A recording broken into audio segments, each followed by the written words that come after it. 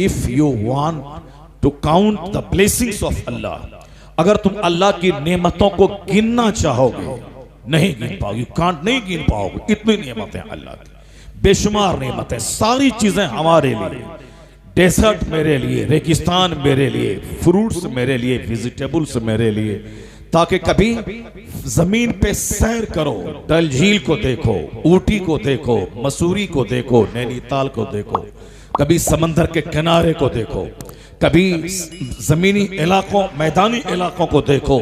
फसीरू fill अर्थ, जमीन पे घूमो, ट्रेवल करो, सैर करो, ताकि पता चले कि सेब उपजाने वाली जमीन कौन सी है और धान उपजाने वाली जमीन कौन सी है, कपास उपजाने वाली जमीन कौन सी है, अखरोट जहां पैदा होता है वह जमीन कौन सी है। सारी जमीन में अखरोट की फसल पैदा नहीं होती, हर जगहों पे आम नहीं निकलता, हर जगहों पे धान की खेती नहीं होती है। धान की खेती के लिए बिहार, बंगाल, उड़ीसा, तेलंगाना की जमीन मुनासिब है। गन्ने की खेती के लिए उत्तर प्रदेश की जमीन मुनासिब है। सेब, संतरा, अनार के लिए कश्मीर की जमीन मुनासिब है। कपास, रुई के लिए गुजरात और महाराष्ट्र की जमीन मुनासिब है। अलग अलग खित्ते अलग अलग फसलों के लिए मशहूर हैं। तो इसलिए अल्लाह फरमाता है कि जमीन में घूमो, देखो कहां क्या चीज है। कभी समंदर को देखो, कभी झील को देखो, कभी बुलंद फलकबोस पहाड़ को देखो, कभी ऊटी और डल झील के मनासिर को देखो, कभी फसलें पैदा करने वाली मैदानी इलाके को, जमीन को देखो। सारी चीजों को देखो, तब जमीन पैदा करने वाले रब की कुदरत समझ में आएगी। तब तुम्हें लगेगा कि अल्लाह ने इस जमीन को बेकार नहीं बनाया। ये आसमान, ये जमीन, सारी नेमतें हमारे लिए है, ताकि मैं खाऊं भी, जब जी चाहे धान गेहूं खाऊं, जब जी चाहे ड्राई फ्रूट्स, काजू, किशमिश, अखरोट, बादाम खाऊं, जब जी चाहे लीची, आम, मौज, केला, नाशपाती सब खाऊं। यानी ड्राई फ्रूट भी खाऊं, सीजनल फ्रूट भी खाऊं, गेहूं धान भी खाऊं।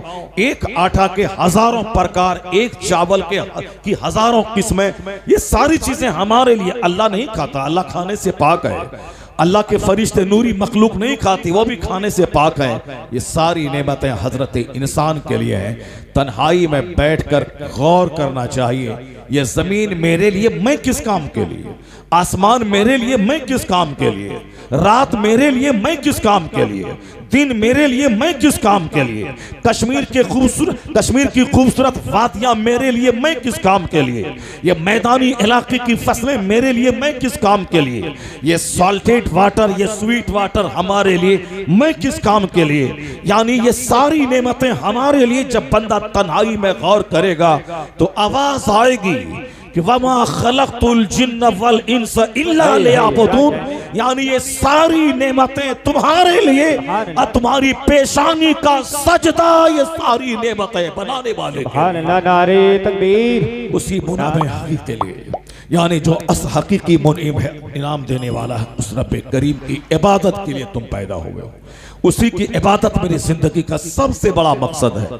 अगर बंदा इस पॉइंट पे गौर करेगा तो कभी डल झील में ज़िना नहीं करेगा, कभी हिल स्टेशन पे शराब नहीं पिएगा, कभी समंदर के किनारे फहाशी उरियानियत का माहौल नहीं बर्पा करेगा, कभी अपने घर में वहां बैठकर ताश फलश नहीं खेलेगा। मकसद हयात पे नजर रहेगी तो 5 स्टार होटल में भी वो नमाज पढ़ेगा, समंदर के किनारे भी नमाज पढ़ेगा, अपने घर में भी नमाज पढ़ेगा, गन्ना के खेत में भी नमाज पढ़ेगा, पहाड़ पर भी नमाज पढ़ेगा। यानी कोई ऐसी जगह जहां नहीं मिले वो ये बोले कि अल्लाह मुझको नहीं देख रहा है। वो चाहे कि मैं पहाड़ पे गुनाह करूं, मगर इस्लामी नजरिया आखिरत, इस्लाम का नजरिया वहां सामने आएगा कि आखिरत में हिसाब देना है, अब मेरा खुदा मुझको देख रहा है। ये नजरिया पहाड़ पे उसको गुनाहों से रोकेगा, गन्ना के खेत में गुनाहों से रोकेगा, उसे अपने घर में गुनाहों से रोकेगा। मैं बंदगी के लिए पैदा हुआ हूं, जहां कहीं रहूं मैं इससे भाग नहीं सकता। मेरा मकसद हयात अल्लाह की इबादत है और अल्लाह मुझको देख रहा है। अगर यह तसव्वुर गहरा जाए तो अमेरिका की वादी में भी रह के बंदा गुनाह नहीं करेगा कि अल्लाह देख रहा है।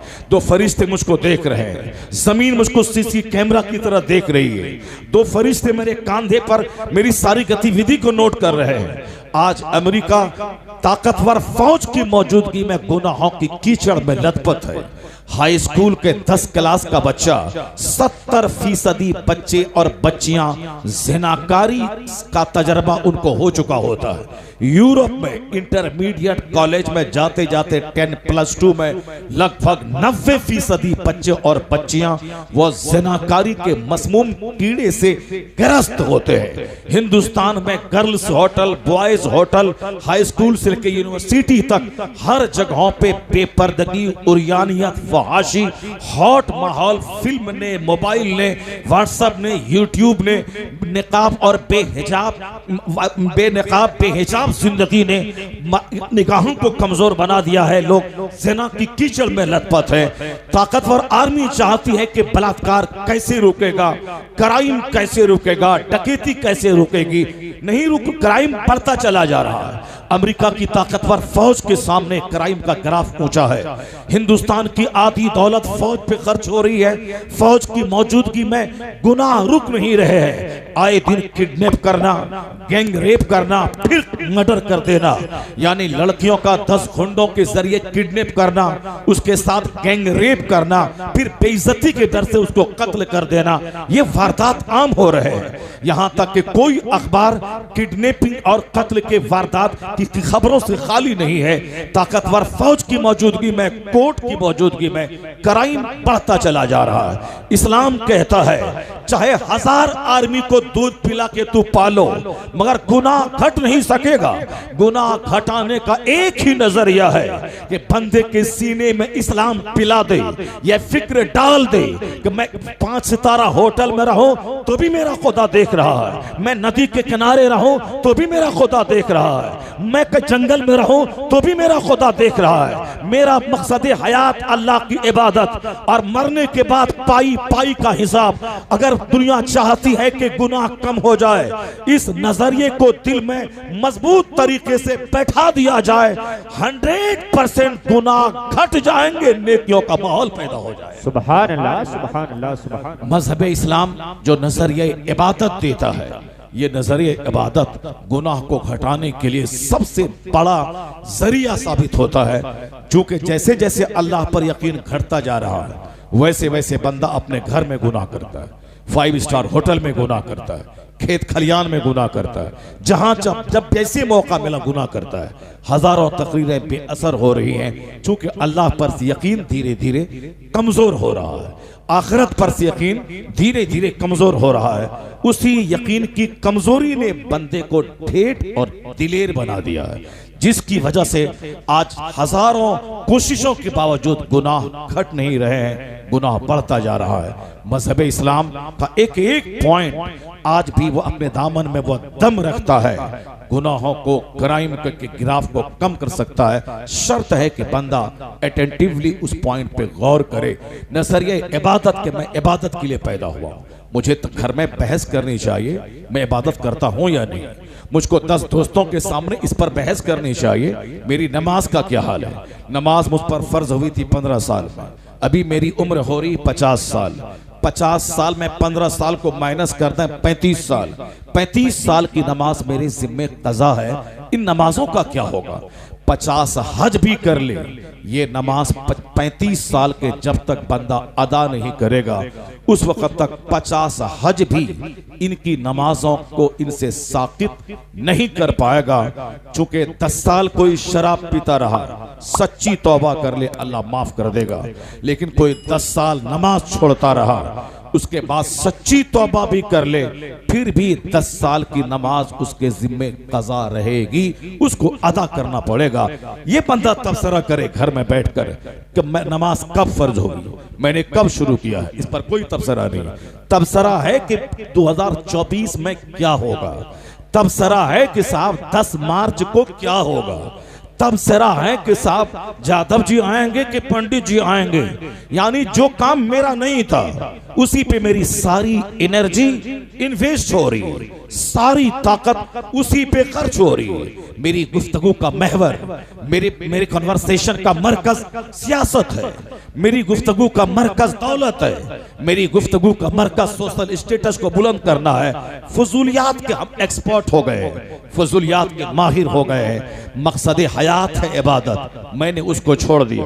अब दुनिया कैसे चलेगी, यूपी कैसे चलेगी, इंडिया कैसे चलेगा, दुनिया कैसे चलेगी, इस पे मैं तबसरा कर रहा हूं। मेरा कुरान साफ लफ्जों में कहता है, कुलिल्लाहुम्मा मालिकल मुल्क तुतिल मुल्क मन तशा व तंज़िउल मुल्क मिम्मन तशा व तुइज़्ज़ु मन तशा व तुज़िल्लु मन तशा।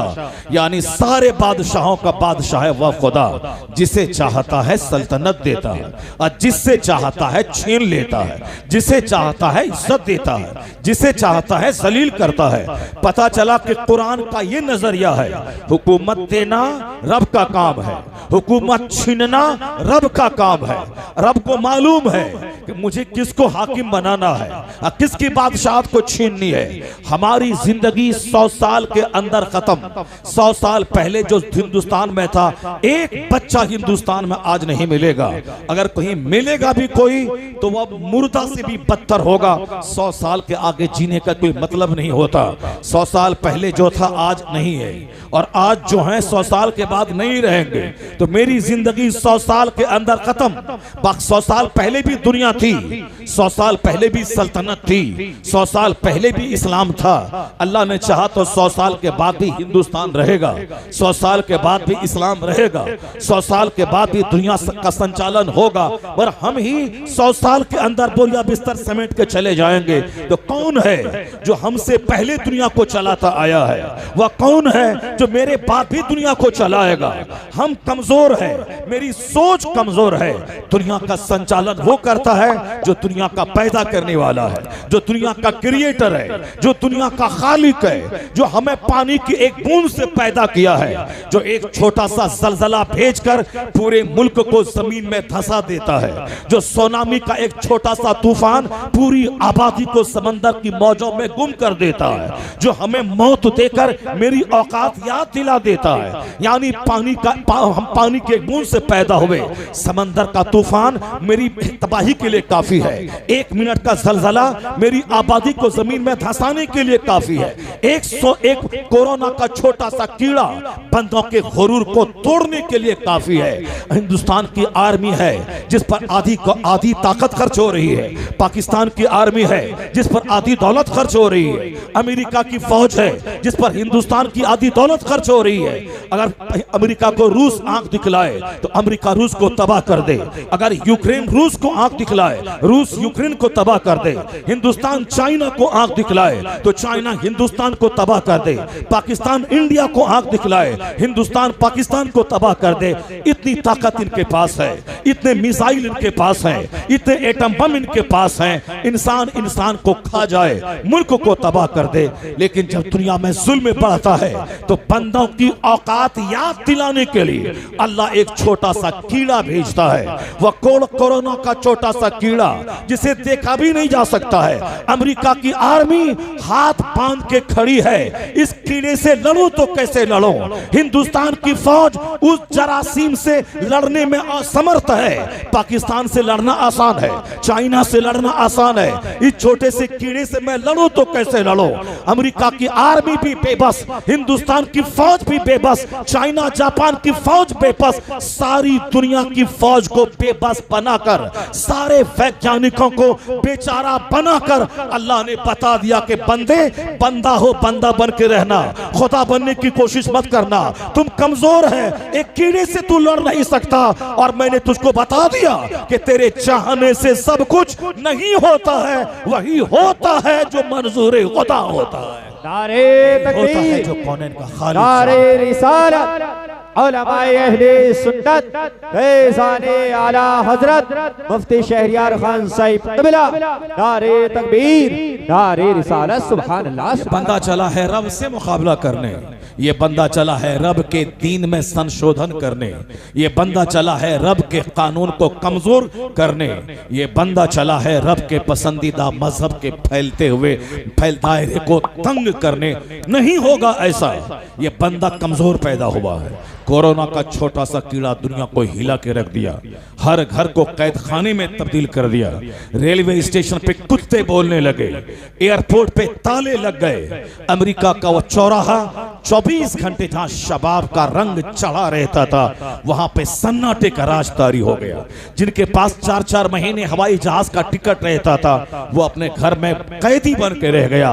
तो जब अल्लाह की खूबसूरत दुनिया के साथ बंदा जब गलत सलूक करता है, ये सारी नेमतें अल्लाह ने मुझको दी थी, ये खूबसूरत दुनिया, झील, रेगिस्तान, गुलमर्ग, अनंतनाग की असरों के दरख्त, ये सब तुम्हारे लिए नजारा करो, देखो, आंखें ठंडी होंगी।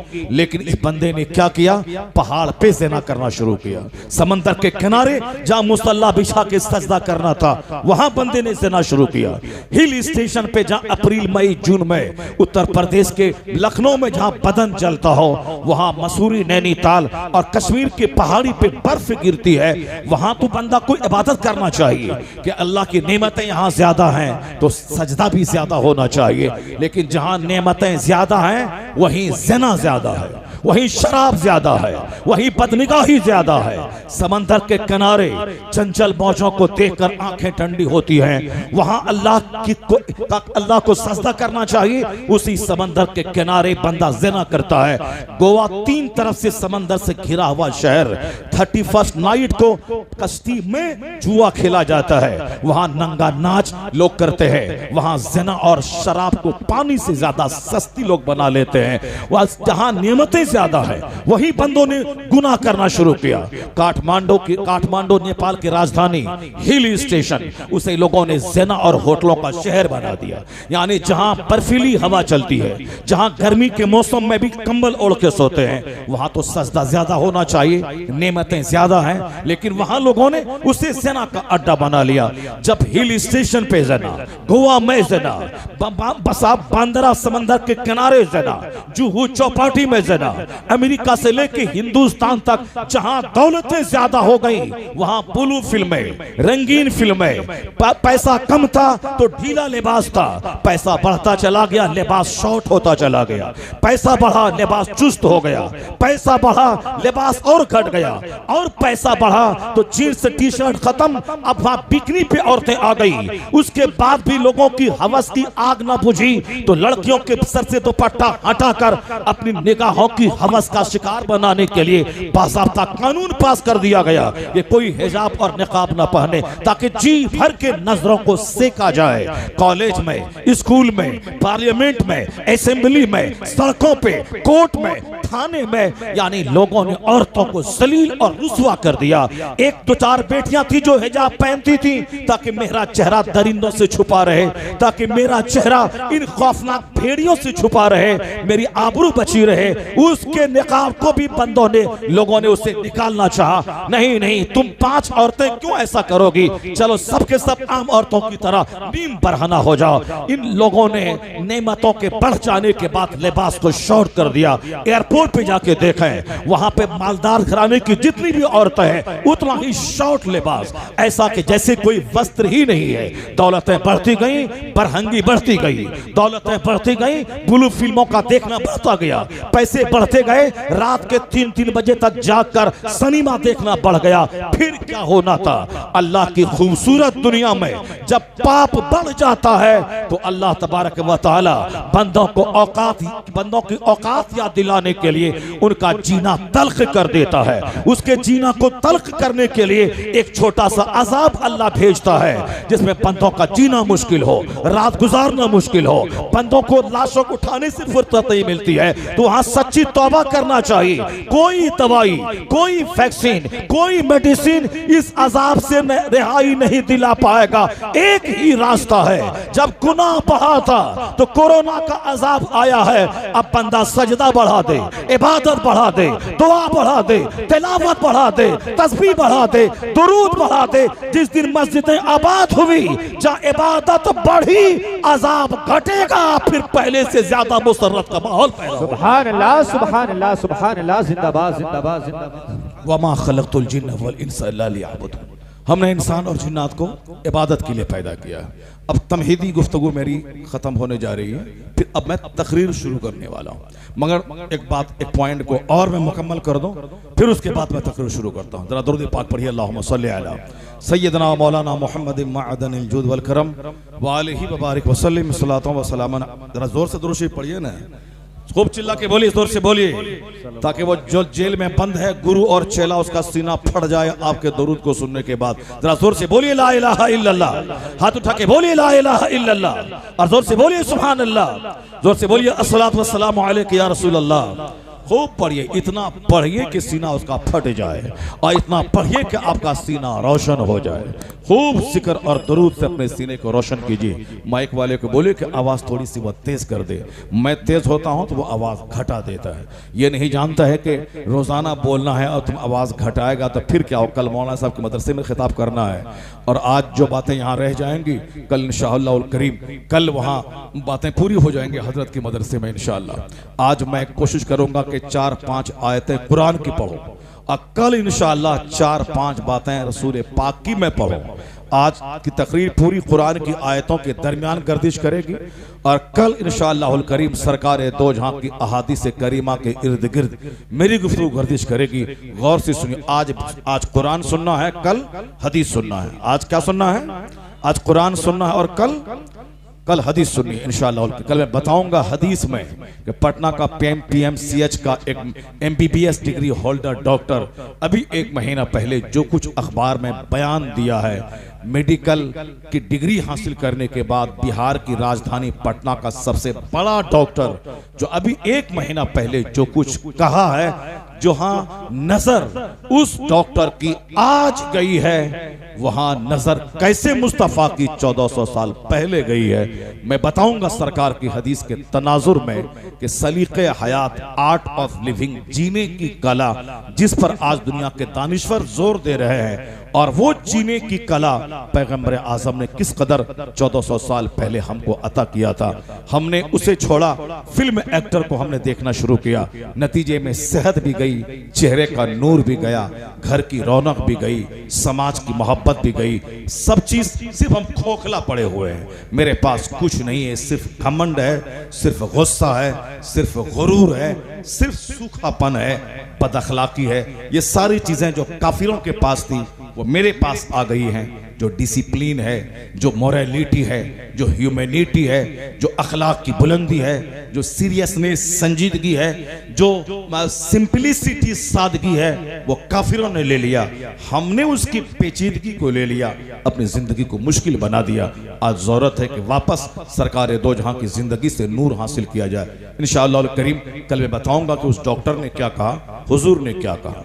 कल मैं बताऊंगा कि फ्रांस के बहुत बड़े तहकीकाती इदारे का एक बहुत बड़ा साइंटिस्ट हुजूर की किस हदीस से उन्होंने 1 दर्जन से ज्यादा साइंटिफिक मेडिकल पॉइंट्स हासिल किए हैं। इस दौरे जदीद के तनाजुर में हुजूर की उस हदीस पाक की रोशनी में हम उसको समझने की कोशिश करेंगे। मगर आज पहले थाईलैंड यूनिवर्सिटी का प्रोफेसर किस आयत को पढ़ सुनकर ईमान लाया, और फ्रांस का सबसे बड़ा वैज्ञानिक वो कुरान की किस आयत को पढ़ के ईमान लाया। ये दोनों बातें बाद में, पहले जो बात मैं छेड़ दिया हूं वो मेरी बात मुकम्मल हो जाए। एक बात दरूशी पढ़िए, अल्लाहुम्मा सल्ली अला सय्यदना मौलाना मुहम्मद मअदनिल जुद वल करम व आलिहि व बारिक व सल्लिम सलातो व सलामुन अलैका या रसूल अल्लाह। ये इस तरह की महफिलें आदमी को संजीदगी देती है, आदमी के सीने को नर्म करती है, आदमी के दिल में अल्लाह का खौफ डालती है। नेक लोगों की सोहबतों में बैठने से तबीयत में नेकी पैदा होती है, और कुरान शरीफ सुनने से आदमी का सीना नर्म और मोम हो जाता है। व इज़ा समिउ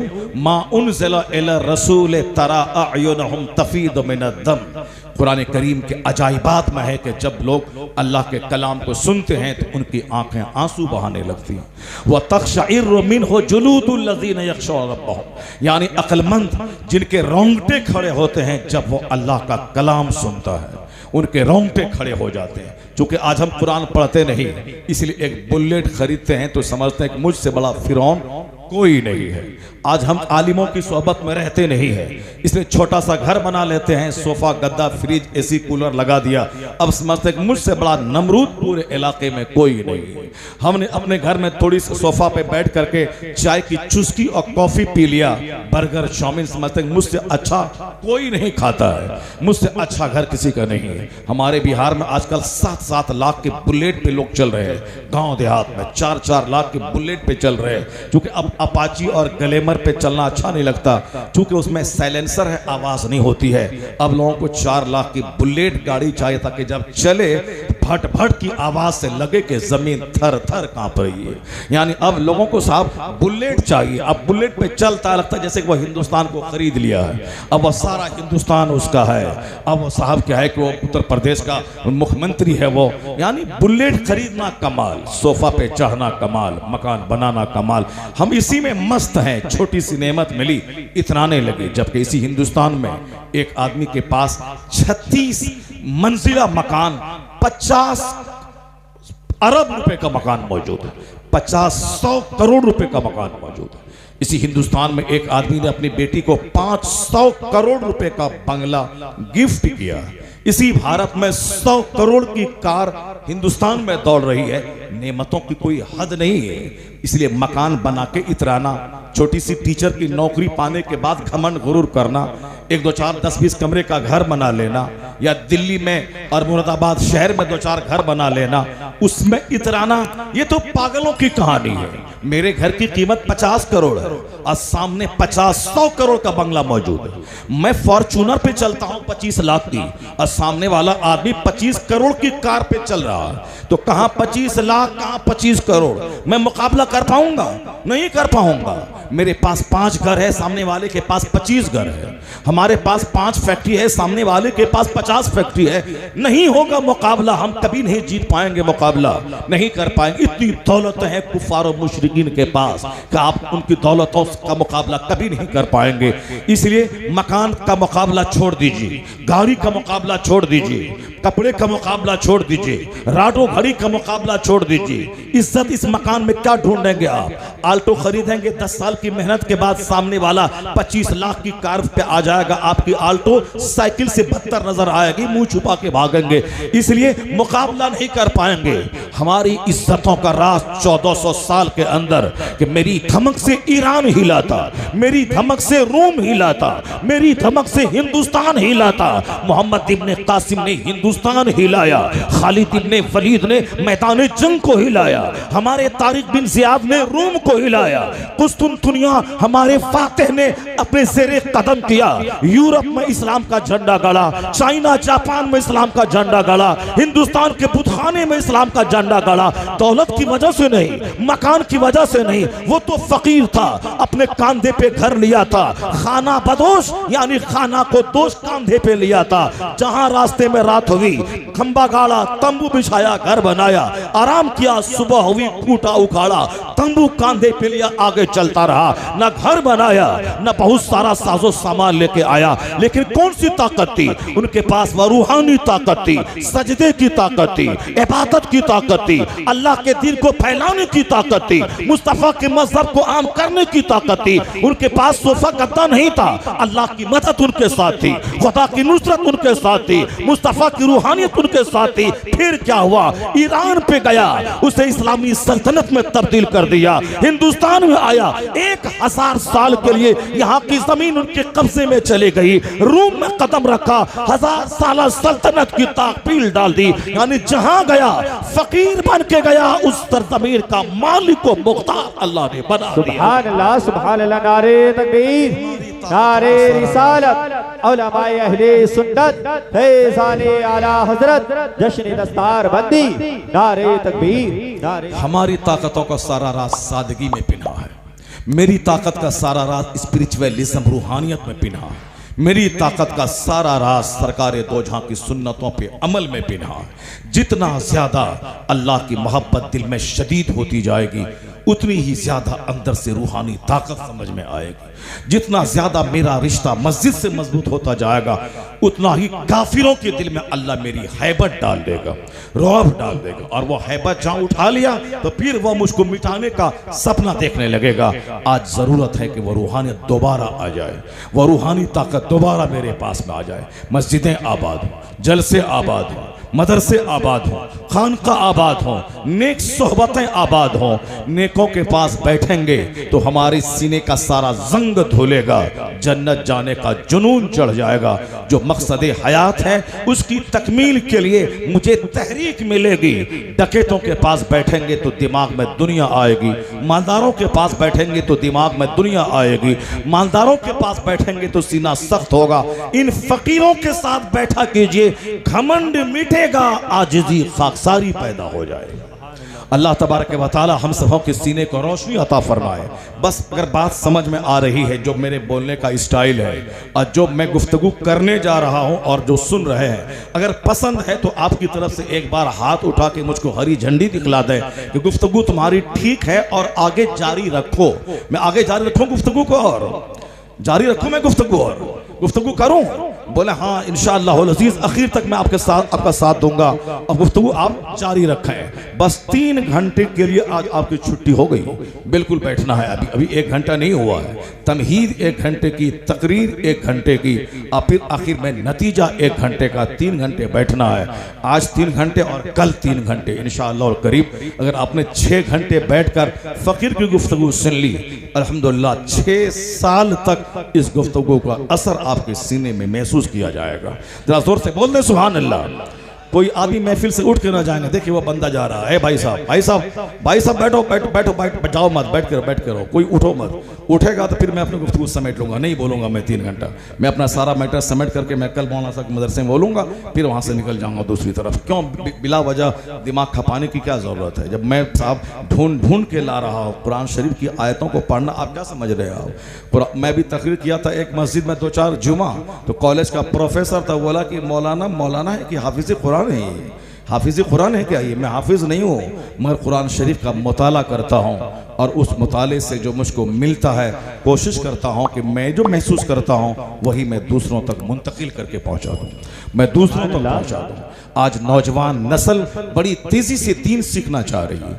आज के जलसे में 10% ज़ईफ़ हमारे हैं और 90% नौजवान बच्चे बैठे हुए हैं। अल्हम्दुलिल्लाह आप 10 लोगों को आप गिन सकते हैं कौन कौन बूढ़े हैं, मगर अक्सर बेशतर नौजवान मेरे सामने बैठे। नौजवान मेरी गुफ्तगू को गौर से सुनते हैं और फ़ोन करते हैं कि हज़रत मैं ट्रक का ड्राइवर हूँ, मगर अल्हम्दुलिल्लाह जब से मैंने आपकी तकरीर सुनी दाढ़ी भी रख रहा हूँ और गाड़ी रोक के नमाज भी पढ़ता हूँ। सुभान अल्लाह। नेपाल का एक इंजीनियरिंग करने वाला लड़का तकरीर सुन करके इंजीनियरिंग कॉलेज में पढ़ना छोड़ दिया। कहा कि नहीं मेरा भाई तो सऊदी अरब में रह के पैसा कमाता ही है, मगर मैंने उसका कोई रिजल्ट नहीं देखा, अब मुझको आलिम बनना है। वो वहाँ से चल के मेरे मदरसे में 5 महीने से पढ़ के वो आलिम का कोर्स कर रहा है। सुभान अल्लाह। यानी कोशिश मैं करता हूँ कि सिंपल ढंग से आपके सीने में इस्लामी तालीमात को मैं पहुँचा दूँ, जो मैं महसूस करता हूँ उसको आप भी महसूस कर लें। बस मेरी तमहीद थोड़ी मुकम्मल हो जाए फिर मैं थाईलैंड पहुँचता हूँ, वह तमहीद मेरी मुकम्मल हो जाए फिर उसके बाद मैं फ्रांस पहुँचता हूँ, और इन दोनों ममालिक के वैज्ञानिकों की सोच मैं आप तक रखता हूँ। पहले मेरी तमहीद मुकम्मल हो जाए। मेरा काम अल्लाह की इबादत करना है, मेरा काम अपनी आखिरत पे सोचना है, मेरा काम अपने अमाल का मुहासबा करना है, मेरा काम अपने किरदार का एनालिसिस करना है, मेरा काम अपने कैरेक्टर का जायजा लेना है, मेरा काम अपने डीड्स अपने एक्शन पे नजरसानी करना है। मैं क्या हूँ, मुझको क्या करना है। मैं सारी दुनिया को बदल नहीं सकता, अलबत्ता मैं अपने आप को तो बदल सकता हूँ। मैं सारा गाँव नहीं बदल सकता, मैं अपनी बीवी को तो बदल सकता हूँ। मैं सारा गाँव नहीं बदल सकता, जो 4 बच्चे जिसको मैं कमा के खिलाता हूँ उन 4 बच्चों को तो बदल सकता हूँ। मैं सारा संसार नहीं बदल सकता, मगर मैं अपनी 4 बेटियां जिसकी शादी मैं करवाऊंगा उन चारों बेटियों को तो बदल सकता हूं। इसलिए दुनिया भर का गम सर पे मत समाइए, अपनी बीवी को सुधारने का गम लगा लीजिए, अपनी 4 बेटियों को नेक बनाने का गम अपने सीने में डाल लीजिए, अपने 4 बेटों को नेक बनाने की फिक्र दिमाग में चढ़ा लीजिए। जिस दिन हर कोई चाह लिया कि मेरी बीवी सुधर जाए, मेरी बेटी सुधर जाए, मेरा बेटा सुधर जाए, मैं सुधर जाऊं, हर आदमी यही सोच ले, तो मैं दावे के साथ कहता हूं कि सारी दुनिया सुधर जाएगी। सारी दुनिया जहां सुधरी, जंग खत्म होगी, अमन का माहौल पैदा हो जाएगा। मेरे बिगड़ने से जंग होती है, मेरे बिगड़ने से फसाद पैदा होता है। जहां मेरी जबान बिगड़ती है, फितना पैदा होता है, मेरे अहवाल बिगड़ते हैं, मौसम का तेवर बदलता है, मेरा कैरेक्टर बदलता है। अल्लाह रब्बुल इज्जत की रहमतें नहीं, अल्लाह रब्बुल इज्जत का अज़ाब मेरा इस्तिक़बाल करता है। मुझे अपने आप को बदलने की जरूरत है, अपनी बीवी अपने बच्चे को बदलने की जरूरत है। मैंने कहा था आज से कई साल पहले, सरकार ताजुल शरिया अलैहि रहमत व रिदवान भी उस कॉन्फ्रेंस में शरीक थे। मैंने कहा था कि हुजूर के एक हदीस में पढ़ता हूं, इस हदीस में कितना दम है कि हजारों तकरीरें एक तरफ। आज कहते हैं हजरत नमाजी नहीं है हमारे यहाँ, खिताब कीजिए ताकि लोग नमाजी बन जाएं। मैंने कहा खिताब की कोई जरूरत नहीं है, तकरीर की कोई जरूरत नहीं, सिर्फ एक हदीस पर मुसलमान अमल कर ले। वो हदीस क्या है? हुजूर ने कहा था मुरू औलादकुम बिस्सलात वहुम अबनाओ सबे सनीन। जब तेरे बच्चे 7 साल के हो जाएं, उसे नमाज का हुक्म दे। 7 साल में नमाज फर्ज होती नहीं है, नमाज कभी पढ़ेगा कभी छोड़ेगा। वद्रिबुहुम अलैहा वहुम अबनाओ अश्र सनीन। जब तेरे बच्चे की उम्र 10 साल हो जाए और नमाज ना पढ़े तो मार के नमाजी बना, क्योंकि 10 साल में नमाज फर्ज होती नहीं है। 10 साल में मार के नमाजी बना दे, ताकि 10 साल के बाद जिस दिन नाइट फॉल हो जाए, जिस दिन औरतों को माहवारी खून आ जाए, उस दिन से वो जवान है, तो जवान होने के बाद तो एक नमाज कज़ा करना, एक नमाज छोड़ना जानबूझकर हराम और गुनाह कबीरा है। और जवानी से पहले 10 साल में मार के नमाजी बना दे, ताकि जब बच्चा जवान हो तो उससे पहले ही नमाज का वो आदी हो जाए, ताकि जवान होने के बाद नमाज छोड़ने के ताल्लुक से सोचे भी नहीं। वह जान ले कि जैसे जिंदा रहने के लिए खाना जरूरी है, उसी तरह मुसलमान बने रहने के लिए नमाज पढ़ना जरूरी है। हुजूर के हदीस में क्या कहा गया? जब बच्चा 7 साल का हो तो नमाज का आदेश दे, और जब 10 साल का हो तो मार के नमाजी बना दे। ये मौलाना नहीं करेगा, ये काम पीर नहीं करेगा, ये काम शेख नहीं करेगा, ये काम हुजूर ने हर बाप को करने के लिए कहा है। जब तेरा बेटा 7 साल का हो, जब तेरी बेटी 7 साल का हो, उसे नमाज की फजीलत बता, नमाज में लगा दे। और 10 साल का जब हो जाए और नमाज ना पढ़े तो मार के नमाजी बना दे, और जब नमाजी बन जाए उनका बिस्तर अलग कर दे, ताकि बच्चों को पाकीज़गी का अपने रख रखाव का सलीका आ जाए। लड़कियां 10 साल के बाद उनका बिस्तर अलग हो जाए, लड़का उनका बिस्तर अलग हो जाए। तो हुजूर हकीम है, हकीम की सारी बातें हिकमत से भरी होती है। आज हॉस्टल में एक जगह सोने की वजह से जो बदअखलाकियां पैदा हो रही हैं, इन सारी बदअखलाकियों की जड़ें खत्म हो जाती अगर हुजूर की इस हदीस पर अमल होता कि जब बच्चा 10 साल का हो तो मार के नमाजी बना, और जब नमाजी बन जाए तो बिस्तर अलग कर दे। अगर इस हदीस पर अमल हो तो दुनिया का कोई 11 साल का ना लड़का मिलेगा ना लड़की मिलेगी जो नमाज ना पढ़ता हो, ना नमाज ना पढ़ता। सुभान अल्लाह। एक हदीस पाक समाज को बदलने के लिए काफी है, घर का क्लाइमेट एनवायरनमेंट बदलने के लिए काफी है। जरा मैं उस पॉइंट पे दोबारा मैं गौर कर लेता हूँ। मैं पैदा हुआ हूँ इबादत के लिए, मेरा काम है इबादत करना, और दुनिया का संचालन करना किसका काम है? रब का काम है। इज्जत देना रब का काम, सल्तनत देना रब का काम, दुनिया चलाना रब का काम। तो कौन हाकिम बनेगा ये रब को मालूम है, किस वक्त किसको हाकिम बनाया जाएगा वह रब को मालूम है। अल्लाह ने एक वक्त में नमरूद को हाकिम बनाया था, लेकिन नमरूद को जब दौलत, सेहत, मुल्क, सल्तनत की वजह से घमंड पैदा हुआ तो अल्लाह ने जैसे उसको वहां का हाकिम बनाया था और पूरी दुनिया का हाकिम बनाया था, तो अल्लाह ने जब देखा इनके दिमाग में कीड़ा काटने लगा, ये लोगों से सजदा करवाने लगा, अब खुदाई का दावा कर दिया, तो अल्लाह ने छूट दिया। और जब पकड़ा एक मामूली सा मच्छर उसकी तबाही का जरिया बन गया। यहां तक कि जिसको जिसके सामने खुदाई का दावा किया था उसके सामने तड़प तड़प कर जब जलील होके जब मरा तो सारे लोगों ने देखा कि झूठे खुदा का क्या अंजाम हुआ। तो रब तो सल्तनत देना भी जानता है और सल्तनत मिलने के बाद जब बंदा इतराने लगे और गुरूर करने लगे तो उसको मामूली मच्छर से तबाह करना भी जानता है। तो कुलिल्लाहुम्मा मालिकल मुल्क तूतिल मुल्क मन तशा व तंज़िउल मुल्क मिम्मन तशा। सारे बादशाहों का बादशाह है वह खुदा, जिसे चाहता है सल्तनत देता है और जिससे चाहता है छीन लेता है। इस दुनिया ने एक सल्तनत को और देखा था, मिस्र एक मुल्क का नाम है, वहां का हाकिम अल्लाह ने फिरौन को बना दिया। वह फिरौन को बना दिया, 400 साल की लंबी उम्र अल्लाह ने दे दी। एक लंबी उम्र 400 साल, 400 साल बहुत लंबी उम्र होती है। सेहत इतनी कि सर में दर्द तक नहीं हुआ। हुकूमत ऐसी के बाताज बादशाह है मिस्र का। अब उन्होंने बाताज बादशाह है मिस्र का, नेमत मिली थी, सल्तनत मिली थी, सेहत मिली थी, मगरूर बन गया।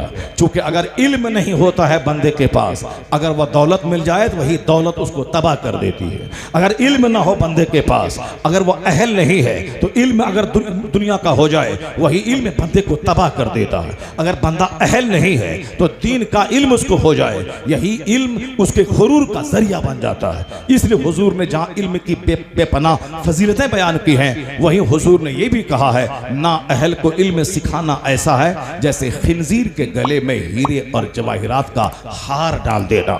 ववाज़िउल इल्म इंद गैर अहलिही का मुक़ल्लिदिल खनाज़िरि लुलु व ज़हब, यानी ना अहल को इल्म सिखाना ऐसा है जैसे खिंजीर के गले में सोने और हीरे का हार डाल देना। ना अहल जिससे इल्म दीन की तौहीन हो, ना अहल जिससे इमामत का अपमान हो, ना अहल जिससे मदरसे का तक़द्दुस पामाल हो, ना अहल जो नमाज रोज़े हज व ज़कात के ताल्लुक से सीरियस ना हो, ना अहल जो इल्म को घमंड और गुरूर का जरिया बना ले।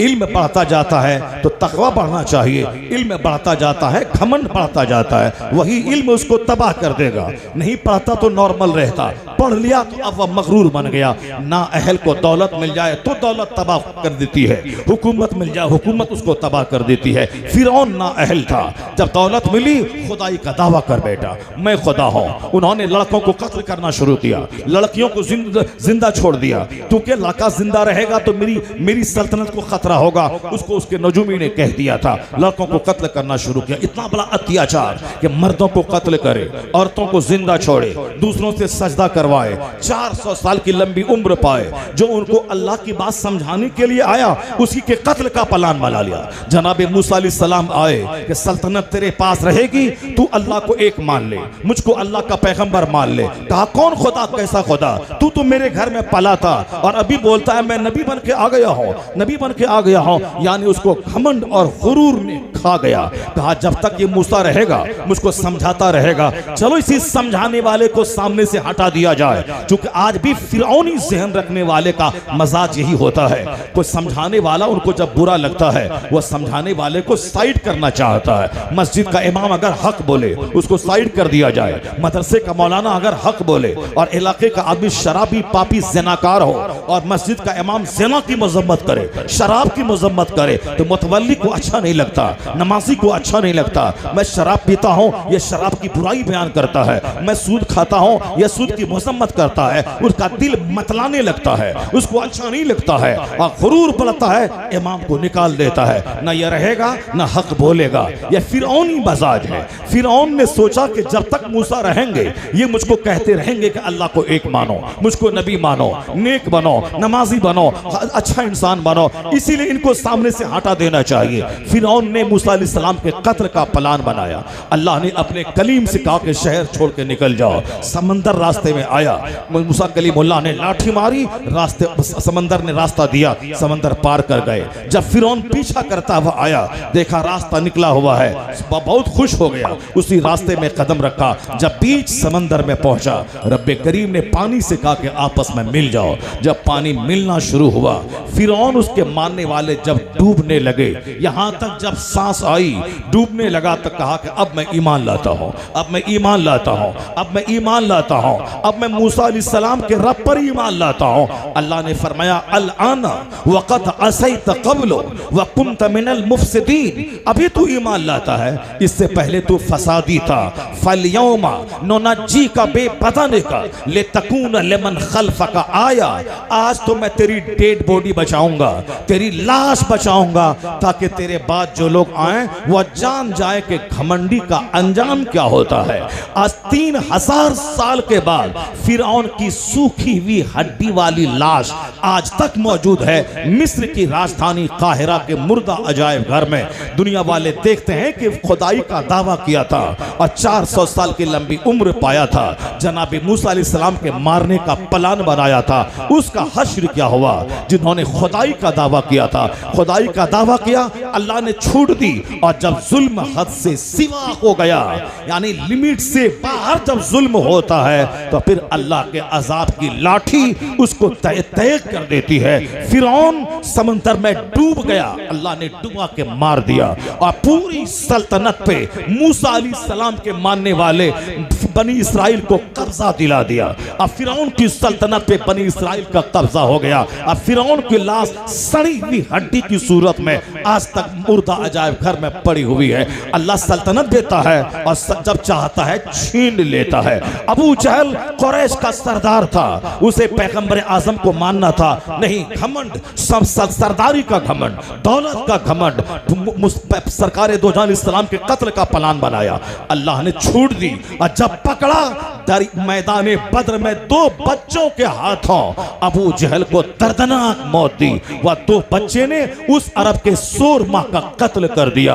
बहादुर कोई बहादुर को कत्ल नहीं किया, 2 बच्चा अबू जहल का खात्मा कर दिया।